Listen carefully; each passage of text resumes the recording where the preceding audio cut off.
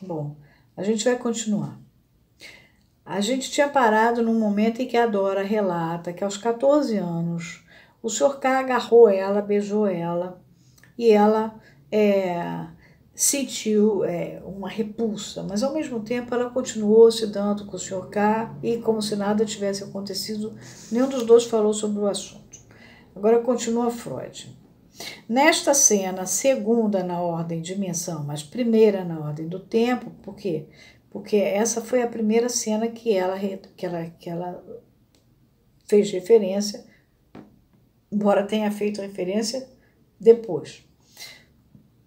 O comportamento desta criança de 14 anos, na época do Freud, uma menina de 14 anos na Europa ainda era criança. É bom esclarecer que a adolescência não existia até mais ou menos 1945, 1950, ou talvez um pouquinho. Os meninos andavam de calça curta e quando ficavam rapazinhos começavam a usar calça comprida. As meninas tinham a menarca e aí elas passavam a ser mocinhas e ter que vestir a roupa de uma meninazinha, uma mulherzinha. E acabou. E davam os livrinhos para ler e pronto, estava conversado.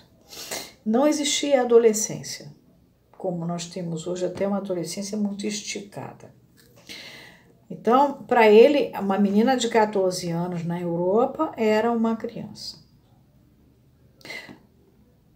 Eu, sem dúvida, consideraria histérica uma pessoa na qual uma ocasião para excitação sexual despertasse sensações que fossem preponderante ou exclusivamente desagradáveis. E o faria, fosse ou não a pessoa capaz de produzir sintomas somáticos. Eu não creio que a palavra somático esteja em alemão. Freud sabia grego e sabia que soma é cadáver. Então, provavelmente ele usou aqui sintomas corporais. Tá? Não tem deterioração do corpo nesse evento. A elucidação de meu mecanismo de inversão de afeto é um dos mais importantes e, ao mesmo tempo, um dos mais difíceis problemas da psicologia das neuroses. Na minha própria opinião, ainda estou longe de ter alcançado esse fim. Quer dizer, em vez dela ter um prazer, uma coisa sexual, erótica, ela teve repulsa pelo que aconteceu. A inversão do afeto está aí.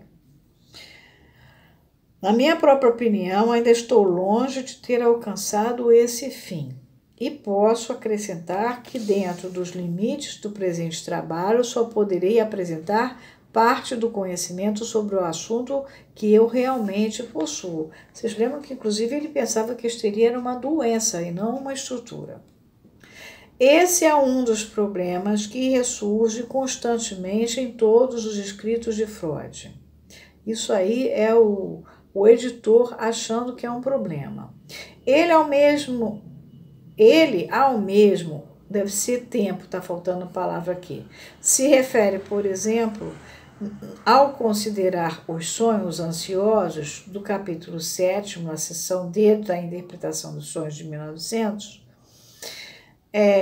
na página 528, nos primeiros parágrafos de seu trabalho sobre, aqui está publicado em português, a repressão, é o recalque, tá?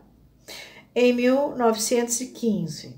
Ao fim do primeiro capítulo de Além do Princípio do Prazer, em 1920, e novamente no início do segundo capítulo de Inibições, Sintomas e Angústia, em 1926, onde se propõe uma solução nova. Isso não é problema que ressurge nos escritos do Freud, isso é porque ele avança, percebe pelo fenômeno que alguma coisa tem ali, que ele ainda não resolveu, mas ele já reconhece que aquilo é assim, funciona assim, existe assim. Bom, a fim de particularizar o caso Dora, não basta apenas chamar a atenção para a inversão do afeto, no caso, em vez de sentir excitação sexual, sentiu nojo. Houve também um deslocamento de sensação. Aí ele vai descrever o deslocamento. Então, a palavra deslocamento, que ele vai trabalhar muito na primeira tópica explicando, aqui ela já aparece, inclusive em itálico. Ao invés da sensação genital, que certamente teria sido sentida por uma jovem sadia em tais circunstâncias, 2. Nossa apreciação dessas circunstâncias será facilitada quando elas forem melhor esclarecidas, na página 81. Dora foi tomada da sensação desagradável que é própria do trato da membrana mucosa na entrada do tubo digestivo, isto é, por repugnância. O estímulo de seus lábios pelo beijo, sem dúvida importante, na localização da sensação naquele ponto em particular, o estímulo de seus lábios pelo beijo foi, sem dúvida, importante na localização da sensação naquele ponto em particular. Mas acho que posso também reconhecer outro fator em jogo. O deslocamento foi aí. Em vez de ela sentir o prazer pelo beijo e isso atingir a parte genital dela, estimular ela, isso fez com que ela tivesse repugnância aqui na boca do estômago. Aí a nota 3 diz: as causas da repugnância de Dora ao beijo certamente não foram acidentais, pois, se o fossem, ela não poderia deixar de recordá-las ao mencioná-las. Conheço o Sr. K, pois foi ele a mesma pessoa que me visitara com o pai da paciente, na página 17, quando ele faz referência, e ele era bem jovem e de aparência cativante. A repugnância que Dora sentiu naquela ocasião não se tornou um sintoma permanente e mesmo na época do tratamento ele esteve apenas potencialmente presente. Ela se alimentava mal e confessou possuir certa aversão pelos alimentos. Por outro lado, a cena deixara outra consequência sob a forma de uma alucinação sensorial, que ocorria de tempos em tempos e chegou mesmo a verificar-se enquanto ela me contava sua história. Olhem bem, declarou ela que podia sentir na parte superior de seu corpo a pressão do abraço do Herká, segundo certas regras da formação do sintoma que vinha conhecer, e ao mesmo tempo levando em conta algumas outras peculiaridades da paciente que de outra forma eram inexplicáveis, tais como sua aversão a passar por qualquer homem que ela visse em conversa animada ou terna com uma mulher. Formei em minha mente a seguinte reconstrução da cena. Ele, Freud, formou.